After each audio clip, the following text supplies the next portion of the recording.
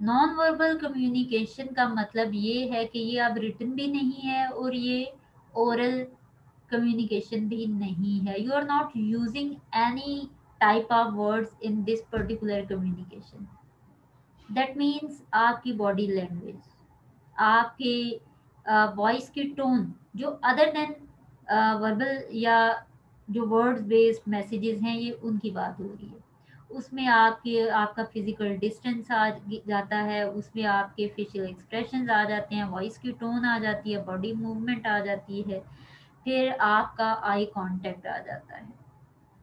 आपके जो है वो जैसे suppose you don't like your boss और वो आपसे कोई बात करता है या आप उसकी बात से डिसएग्री करते हैं, तो आपके फेशियल एक्सप्रेशंस पे वो चीज़ आ जाती है। वो लोग जो कि फेशियल एक्सप्रेशंस को या अपनी इंटरनल फीलिंग्स को कंट्रोल नहीं कर पाते हैं, उनके लिए ये एक काफ़ी ज़्यादा प्रॉब्लमैटिक कम्युनिकेशन हो सकती है कि उनको खुद समझ ही नहीं आती, वो फ़ौरन से अनइंटेंशनली उनके फेशियल एक्सप्रेशंस, उनके फीलिंग्स को एक्सप्रेस कर देते हैं।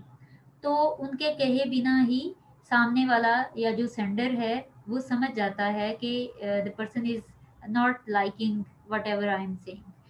तो इसी तरह से अगर आप किसी से मिलते हैं, जैसे मैंने पहले कहा, तो अगर तो you are feeling happy and excited, तो you don't need to say it.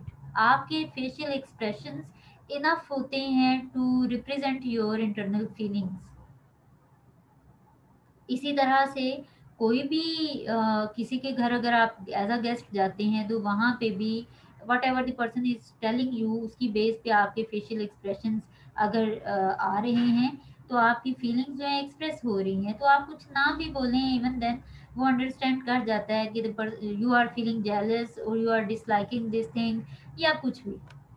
तो ये एक नॉन वर्बल मैसेज जा रहा होता है। अब ऑर्गेनाइजेशन के अंदर हम इसकी बात करें, तो अगर तो आप एक मीटिंग में बैठे हुए हैं और उसमें आप की बॉडी मूवमेंट रेस्टलेसनेस वाली है, that means you want to leave that meeting. आप उसमें इंटरेस्टेड नहीं है या आपके माइंड में कुछ और चल रहा है।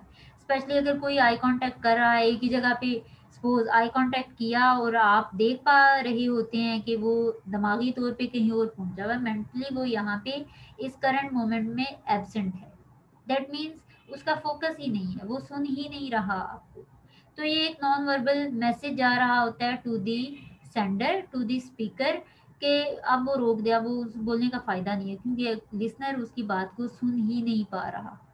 इसी तरह से फेशियल एक्सप्रेशंस हैं, आप अपनी फीलिंग्स को एक्सप्रेस कर रहे होते हैं, तो आप बेशक कह रहे हो कि मुझे बड़ी खुशी हुई है, लेकिन फेशियल एक्सप्रेशंस पे जेलसी वाली फीलिंग्स साफ नज़र आ रही हो, तो आपके जो आपका वर्बल मैसेज है दैट विल बी यूजलेस, उसका कोई फ़ायदा नहीं होगा क्योंकि एक्चुअल फीलिंग्स आपकी इमोशंस हैं।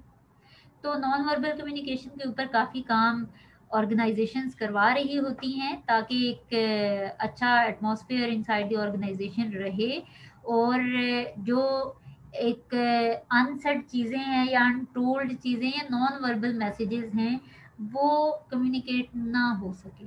तो समटाइम्स जो है वो हमने पढ़ा था, आपको याद होगा इमोशंस में, कि कैसे आप अपने नेगेटिव इमोशंस को कंट्रोल करते हुए पॉजिटिव इमोशंस को डिस्प्ले करते हैं, जिसको हमने सरफेस एक्टिंग और डीप एक्टिंग के तौर पे इमोशनल लेबर के कॉन्सेप्ट में डिस्कस किया था। तो उसको आप यहाँ पे यूज़ करके अपनी नेगेटिव फीलिंग्स को, नेगेटिव इंटेंस फीलिंग्स को आप कंट्रोल कर सकते हैं।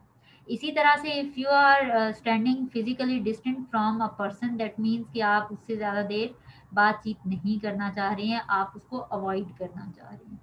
Same is the case with the body posture, जैसे मैंने कहा कि आप पहले भी, कि अगर कोई आपसे बात कर रहा है और आप उसकी तरफ अपना फेस करके खड़े नहीं हो रहे हैं, आप दूसरी तरफ फेस कर रहे हैं, दैट मीन्स आप अवॉइड करना चाह रहे हैं उसको, तो ये एक हिडन मैसेज ट्रांसमिट हो रहा होता है।